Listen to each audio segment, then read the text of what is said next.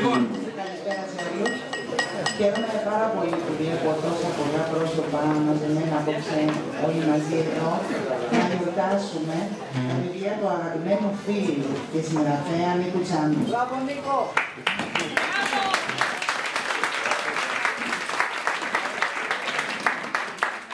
Και βέβαια λέω γιορτάζουμε, γιατί για μένα προσωπικά σήμερα είναι μια γιορτή. Γιατί η γιορτή είναι τα βιβλία του Νίκου, το καθένα ξεχωριστά και όλα μαζί. Είναι μια γιορτή για την αγάπη, τις αισθήσεις, την ίδια μας την ύπαρξη. Δεν θα μακρηγορήσω, θα ξεκινήσουμε κατευθείαν, γιατί έχουμε να πούμε πάρα πολλά πράγματα, γιατί δεν τελειώνουν τα θέματα ξεκινώντας τα βιβλία του Νίκου Τσάμι. Απλά, πριν ξεκινήσω, θέλω να πω ένα πολύ μεγάλο ευχαριστώ στον Νίκο. Γιατί άφησε να δραπετεύσει το ταλέντο του, δίνοντας σε όλους εμάς την ευκαιρία να απολαύσουμε πραγματικά ένα αριστοτεχνικό έργο, μιλώντας και για τα 3 βιβλία. Ευχαριστώ πολύ. Ο κύριος Ιωάννης Ροβολής, καθηγητής φιλοσοφίας του Πανεπιστημίου Αθηνών, έχει το λόγο. Διδάκτορ. Έχει το λόγο. Κυρίες και κύριοι, καλησπέρα σας. Και εγώ με τη σειρά μου αισθάνομαι ιδιαίτερη χαρά και τιμή να συμβάλλω στην καλύτερη παρουσίαση των 3 βιβλίων του Νίκου Τσάμι. Ήταν για μένα μια ευχάριστη έκπληξη όταν πριν 3 χρόνια μου αφιέρωσε το πρώτο του βιβλίο, το Γάντζο, τον τρομερό και φοβερό Παπαγάλο.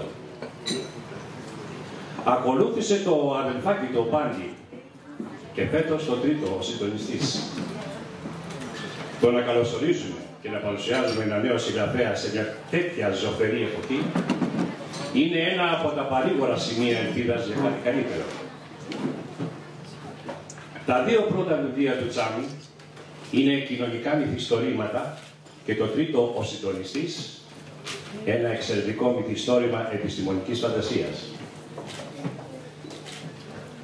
Και τα 3 βιβλία είναι γόνιμο προϊόν μακρόχρονης πνευματικής ορίμανσης και επεξεργασίας.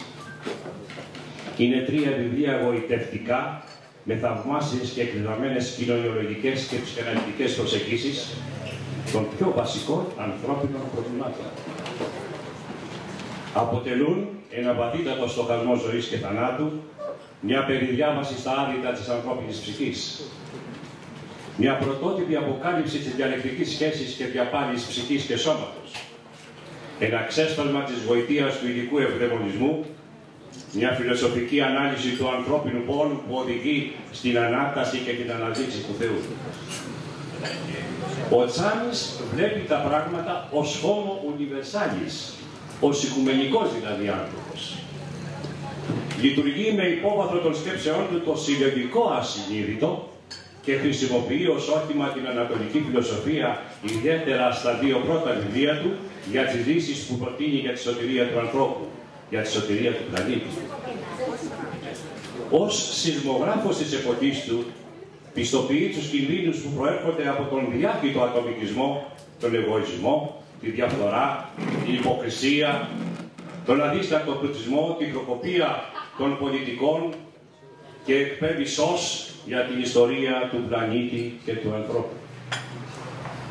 Πιστεύει ότι η σωτηρία θα προέρθει από την φώτιση του ανθρώπου, από συνειδητούς και φωτισμένους ανθρώπους, από την υπέρβαση του εγώ, από το πνεύμα της θυσίας και της πραγματικής αγάπης.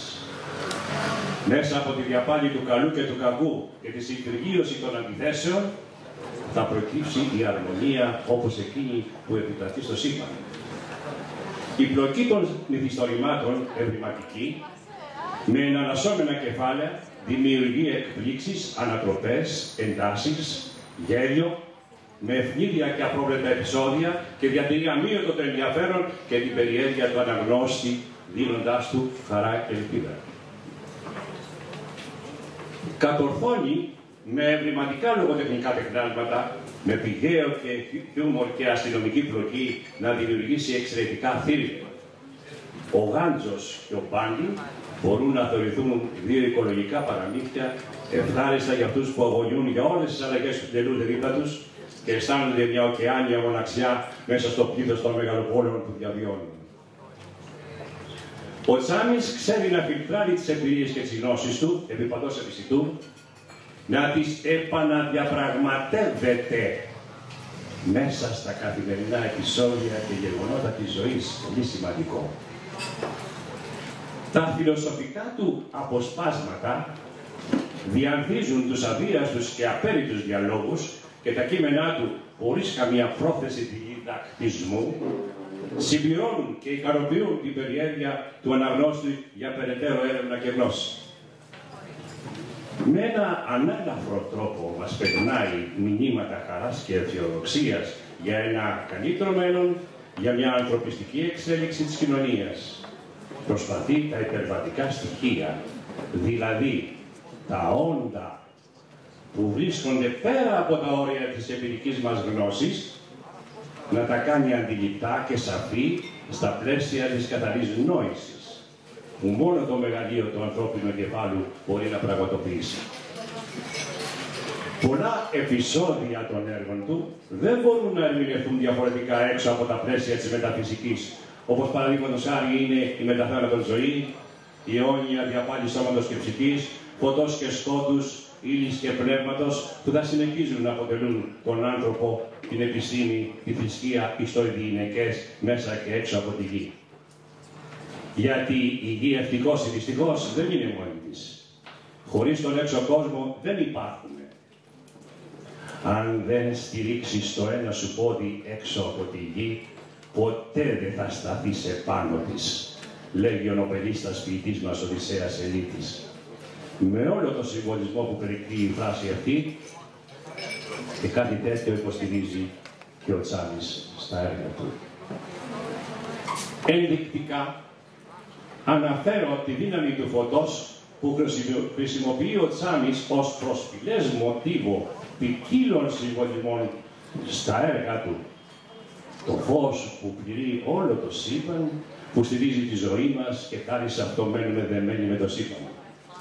Αυτή τη δύναμη του φωτός, ως κύριας δύναμης στη λειτουργία και κατανόηση του κόσμου σε όλες τις διαστάσεις, αναδεικνύει ο Τσάμις στα βιβλία του. Από την ευεργετική ενέργεια του τεχνητού φωτός των λέιζερ, μέχρι το λαμπρό άστρο της Βιθλεέμ που οδηγεί τους μάγους στο προσκύνημα του Μεσσία, δηλαδή του Θεού, που είναι η αρχιετυπική και ενιαία πηγή φωτός στις χριστιανικές συνειδήσεις. Ο Τσάμις ελπίζει και πιστεύει ότι ο κάθε άνθρωπος με τον τρόπο του μπορεί να κατανικήσει το άγχος της βαρύτητας που μας σκοτώνει, να συμφιλιώσει τις αντιθέσεις και τις αντινομίες της ζωής σε μια ισόρροπη αρμονία, όπως εκείνη που επικρατεί στο άπειρο σύμπαν. Ήθε.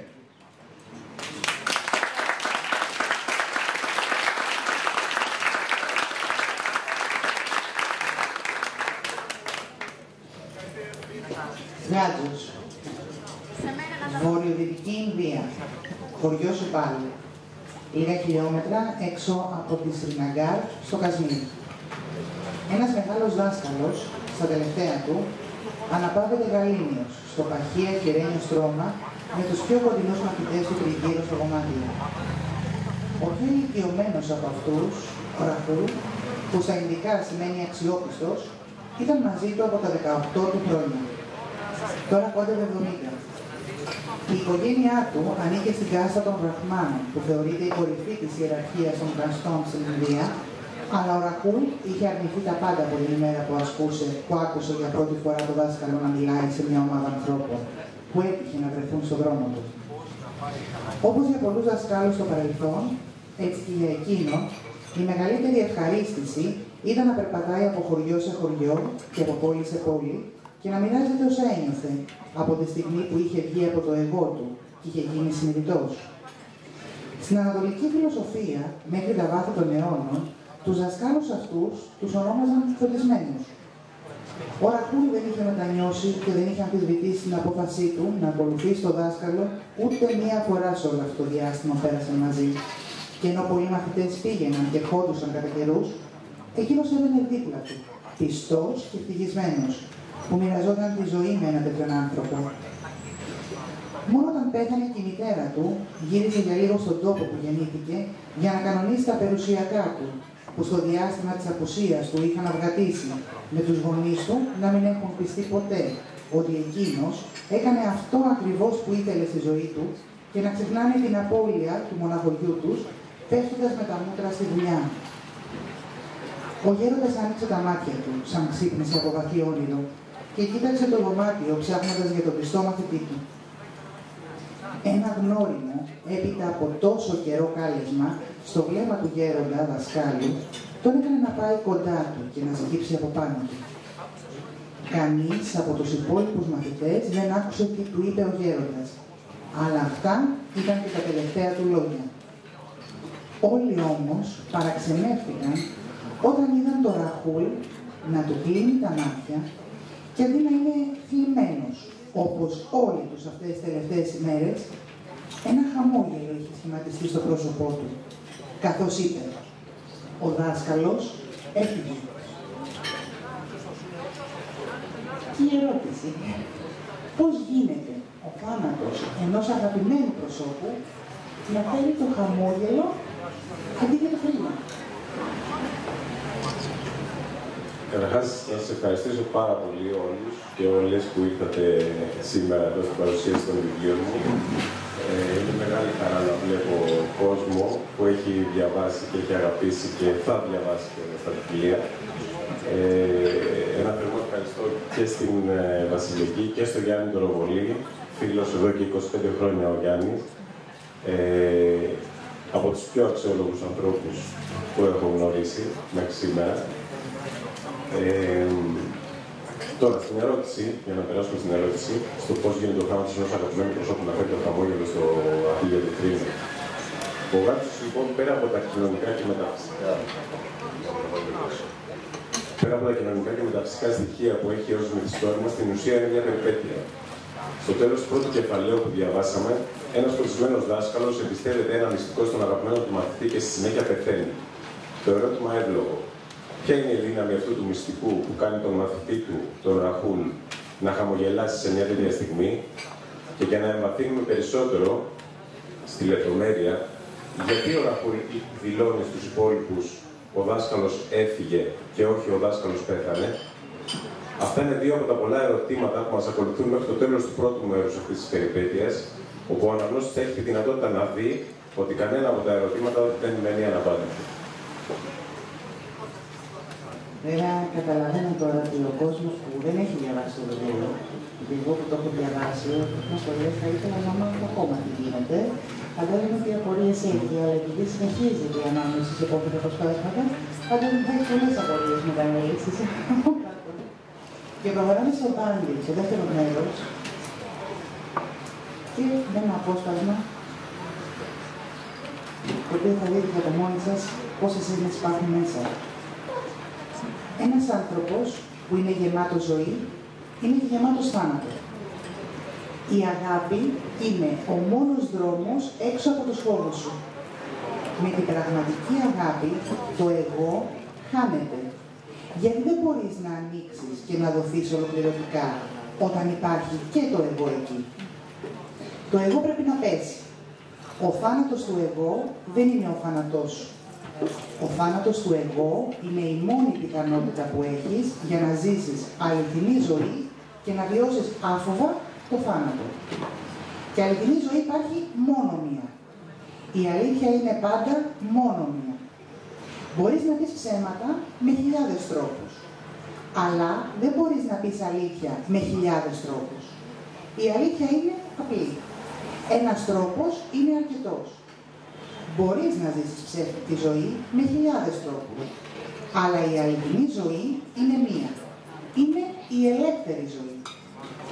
Η ελευθερία είναι μία, ενώ οι φυλακές πολλές.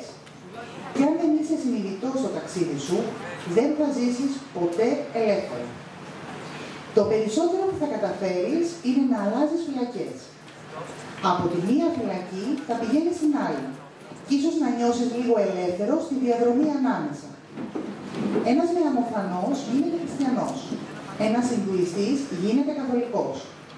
Ένας καθολικός γίνεται κομμουνιστής και ένας κομμουνιστής γίνεται σοσιαλιστής. Τη στιγμή που αλλάζουν από το ένα στο άλλο, υπάρχει όντως μια μικρή αίσθηση ελευθερίας. Αλλά μετά από λίγο έχουν και πάλι εκλογιστεί σε μια ψεύτικη ζωή. Στην ίδια παγίδα, με άλλο όνομα. Θάνατος, αγάπη, φυλακή, ελευθερία. Φιλοσοφικές έννοιες, αλλά ταυτόχρονα και καθημερινή πραγματικότητα.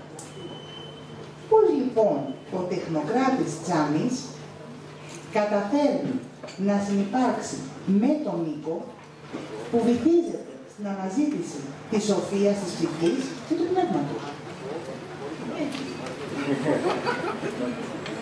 Να απαντήσουμε και σε αυτή την ερώτηση. Λοιπόν, το μυαλό και η λογική είναι ένα πολύ δυνατό εργαλείο το οποίο μας έκανε να ξεχωρίζουμε στο ζωικό βασίλειο του πλανήτη. Τονίζω ότι δεν μας έκανε ξεχωριστούς, απλά μας έκανε να ξεχωρίζουμε. Ουσιαστικά μας έδωσε τη δυνατότητα των επιλογών. Για ολόκληρο το υπόλοιπο ζωικό βασίλειο υπάρχει μόνο μία επιλογή, η φυσική ζωή. Για το ανθρώπινο είδος οι επιλογές πλέον είναι άπειρες. Εργάζομαι 20 χρόνια τώρα ως αναλυτής προγραμματιστής σε κάθε είδους εφαρμογές υπολογιστών και κάθε μέρα βιώνω και βλέπω αυτές τις επιλογές να διευρύνονται ταχύτατα. Η δύναμη της λογικής και των επιλογών είναι αξιοθαύμαστα δημιουργική στα σωστά χέρια, αλλά δυστυχώς μπορεί να γίνει και σαρωτικά καταστροφική στα λάθος χέρια.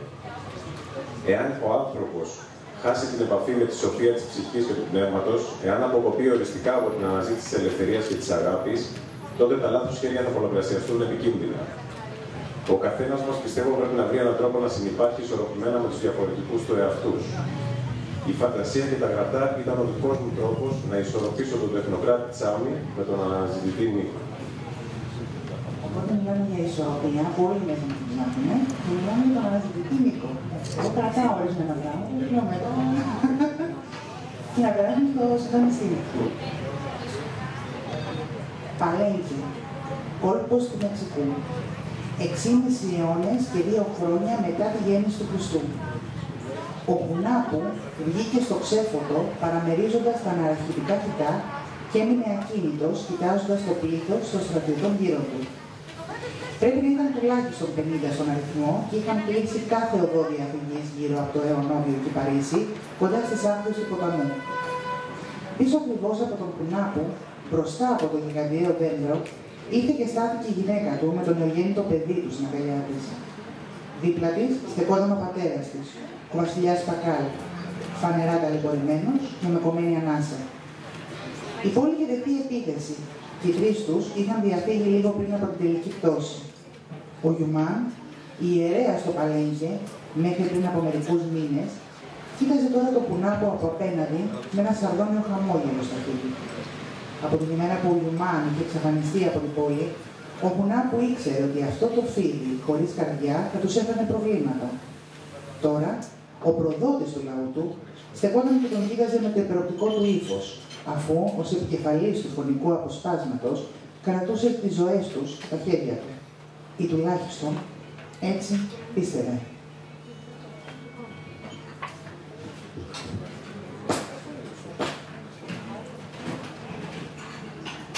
Και από εκεί. Το τζάμι πόρτα άνοιξε ελάχιστα από τη δεξιά πλευρά, αφήνοντας όμως ένα μικρό κενό από την υπόλοιπη κατασκευή, στο οποίο η Δανάη έβαλε τα δάχτυλά της και τράβηξε προς το μέρος μας. Η μυστική κρυψώνα είχε δικό της φωτισμό και περιείχε διάφορα αντικείμενα, από μικρά σεντούκια μέχρι περιβέρεια από πολύτιμους λίθους. Στο κέντρο όμως υπήρχε ένα επίπεδο μπλε βελούδινο μαξιλαράκι με μεταλλικό πλαίσιο. Πάνω στο μαξιλαράκι ήταν τοποθετημένο ένα κρανίο από συμπαγές γυαλί ή κάποιο παρόμοιο υλικό, άψογα σμιλευμένο και ίσως σε μέγεθος με ένα κανονικό κρανίο. Η Δανάη το έβγαλε προσεκτικά μαζί με τη βάση του και το ακούμπησε στο χαμηλό τραπέζι μπροστά από το καναπέ. Απίστευτο. Ποιος μπορεί να έφτιαξε κάτι τέτοιο? Από πότε ήταν αυτό εκεί κάτω? Είχα εκπλαγεί από την τελειότητα της κατασκευής και οι ερωτήσεις έρχονταν σοριδών. Φτάνουμε λοιπόν στο σκηνιστή, περνώντας περισσότερο στη δράση και στη φαντασία. Δώσε μας λίγο το στίγμα του συγκεκριμένου βιβλίου. Αυτό είναι όπως ακριβώς το ήθος, Βασιλική, δηλαδή δράση και φαντασία. Και επειδή η φαντασία δεν έχει όρια, στο συντονιστή πέρασε και στη σφαίρα της επιστημονικής φαντασίας.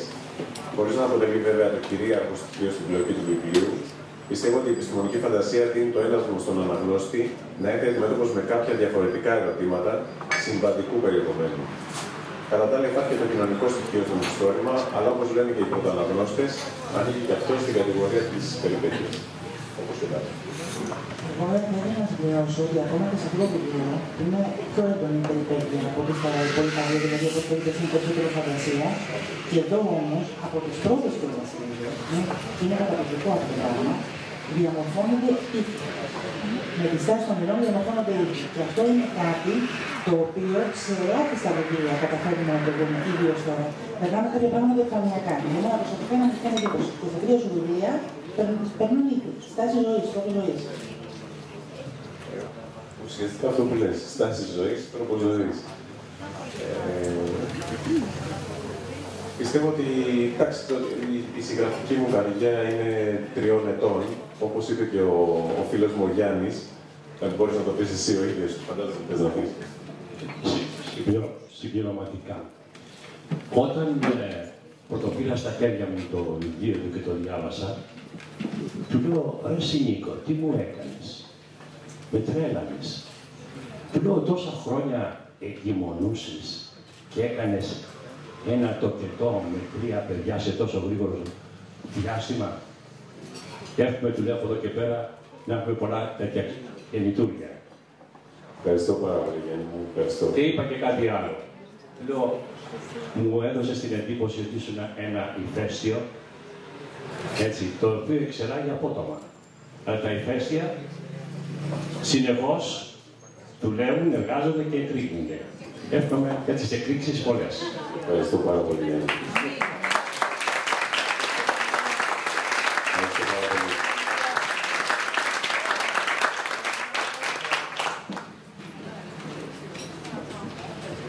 Φυσικά ο κύριος Σάμπης θα απαντήσει όλες τις ερωτήσεις, οπότε περιμένουμε. Να ρωτήσω εγώ. Παρακαλώ. Δεν μου πες, Νίκο μου, για πες μου, τι σε έκανε συγγραφέα, τα βιώματα, η αγάπη ή το εγώ? Τα βιώματα, η αγάπη, το εγώ. Τι σε έκανε συγγραφέα από αυτά τα βιώματα? Ή τι σε καθορίζει ή τι σε, ξέρω εγώ, αντιπροσωπεύει από αυτά τα 3. Τα βιώματα είναι απαραίτητο για να γίνει, δηλαδή για να βγάλει να αρχίσει να ξεκινήσει να βγάλει πράγματα στο χαρτί, πρέπει να υπάρχουν βιώματα και είναι και ο τρόπο που τα εκφράζει πλέον η συγγραφή. Η αγάπη οπωσδήποτε. Τώρα όμω προ το εγώ,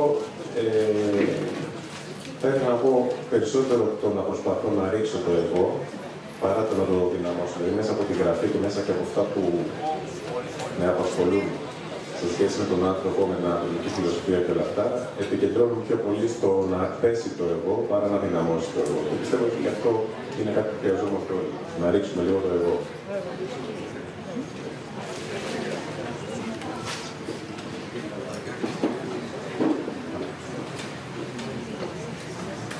Αν θέλετε να ρωτήσετε οτιδήποτε, είμαστε στη διάθεσή σας. Κύριε Τσάμπο, γράφετε τίποτα άλλο τώρα αυτή τη στιγμή? Είσαστε στη... Τέλος πάντων, ετοιμάζετε κάτι καινούριο ή σε 10 χρόνια πάλι? Όχι, 10 χρόνια πάλι, όχι. Αυτό το λέει η Κρίστα γιατί ξέρει ότι το πρώτο βιβλίο, ο Γάτζος, ξεκίνησε να γράφει πριν από 10 χρόνια και έγραφα όποτε έβρισκα χρόνο, τέλος πάντων. Και ξαφνικά όταν μπήκε η κρίση και η δουλειά μου ως προγραμματιστής άρχισε να κάνει κάποια δουλειά, τότε ασχολήθηκα και βγήκε το υπόλοιπο μισό μέσα σε 2 μήνες. Γι' αυτό αναφέρει το 10 χρόνια. Όχι, από ό,τι βλέπεις δεν παίρνουν πλέον 10 χρόνια τα βιβλία. Υπάρχει τίποτα άλλο? Ναι, θα υπάρξει τώρα πλέον έχει γίνει αυτό που λέει και ο Γιάννης Ορομόλης. Το ηφαίστειο θέλει να βγάζει συνέχεια λάβα και το ότι αρέσει και στον κόσμο είναι ένα κίνητρο ακόμα πιο δυνατό. Για να σου πω την αλήθεια, η ιδέα υπάρχει ήδη. θα είναι συνέχεια του συντονιστή, να φανταστώ, ή κάτι άλλο? Όχι, τελικά βγήκε κάτι ανεξάρτητο και πρέπει να απολυθώ την ιδέα. Δηλαδή, αν υπάρχει κάποια έμπνευση, δεν μπορώ να την αφήσω και να πω. Δηλαδή, δεν θέλω να βάζω πλάνο καταρχάς στο γράψιμο. Να πω ότι θα γράψω μετά τη συνέχεια του συντονιστή, τη συνέχεια του γράψιμου ή οτιδήποτε. Ό,τι έρθει είναι ευπρόσδεκτο και αν βγαίνει στο χαρτί αβίαστα, είναι ό,τι καλύτερο. Ανυπομονούμε, να ξέρεις. Ευχαριστώ πάρα πολύ. Μου επιτρέπεις να κάνω μια αποκάλυψη? Εξαρτάται. Έχετε υπόψη σας ως συγγραφέας επιστημονικής φαντασίας, έχει ανακαλύψει, όσο θα διαβάσω το συντονιστή, όσο το διάβασαν το ξέρουν, έχει ανακαλύψει ένα καινούριο πλανήτη, ο οποίος ονομάστηκε Κρήτον. Όταν ο Κρήτον γράφεται με εψιλον-ιώτα. Όταν τον ρώτησα, και μιλάει για Κρήτονες, στους κατοίκους με πολύ αναπτυγμένο πολιτισμό, τον ρώτησα γιατί χρησιμοποίησε τη λέξη, έτσι μου ήρθε, ήταν έμφυγη η λέξη. Του λέω, ξέρεις τι μεγαλείο κρύβει και τι αλήθεια και συμβολισμό κρύβει η λέξη Κρήτον? Όσοι θα θυμόσαστε τα μαγικά σας χρόνια, το Κρήτον είναι μία από τις πολλές μορφές του επιθέτου αγαθός, που σημαίνει καλός, ωραίος, γενναίος κλπ.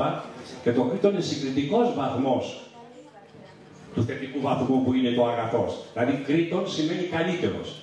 Και στις περιγραφές που κάνει με την υποτιθέμενη εισβολή των Κρητώνων στη γη για να τους φέρουν και αυτούς, να τους ανεβάσουν σε πολιτισμό ανάλογο, έτσι, τους έδωσε την προσήκουσα ονομασία. Δηλαδή αυτοί οι καλύτεροι θα ερχόντουσαν σε εμάς τους όχι, τους απλώς αγαθούς θα έλεγα τουλάχιστον. Δηλαδή είναι από τα ευρήματα που καμιά φορά αυτό που λέω το συλλογικό ασυνείδητο που κουβαλάει μέσα του και που αυτή η έκπληξη συνοδεύει όλους και τους πεζογράφους και τους ποιητές. Και κάτι άλλο που μου αποκάλυψε αυτός, μπορεί από μια συζήτηση που μπορούμε να κάνουμε, μία λέξη που θα του πω, μου λέει αυτό μου λέει, μου δίνει αυτή τη στιγμή το ένα, θέλω να κάνω ένα νέο πληθυστόρημα, είναι ένα καινούργιο έργο. Αυτός είναι ο Τσάνης. Είναι ο άνθρωπος των εκπλήξεων. Βέβαια, αυτό είναι το ταλέντο, όλοι αυτοί οι συγγραφείς και ποιητές έχουν το ταλέντο από τη φύση, είναι δώρο του Θεού. Εγώ μπορεί να είμαι επιστήμονα, να γράφω επιστημονικά έργο, γράψει, και έτσι να παχωθώ στις εφημερίδες, αλλά δεν είμαι λογοτέχνης. Δεν μπορώ να γράψω εγώ αυτά τα πράγματα. Δεν μπορώ. Πρέπει να έχω ταλέντο. Αυτός έχει ταλέντο. Ευχαριστώ πάρα πολύ. Ευχαριστώ. Κάτι άλλο? Μια ερωτησούλα βλέπω τον κύριο εκεί.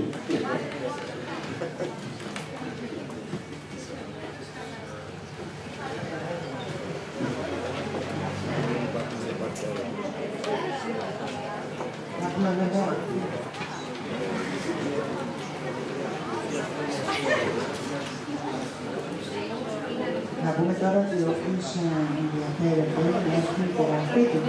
Τσάνη στο βιβλίο του. Ο κ. Τσάνης είναι εδώ και υπογράφει τα βιβλία του. Ευχαριστούμε πάρα πολύ, να είστε καλά.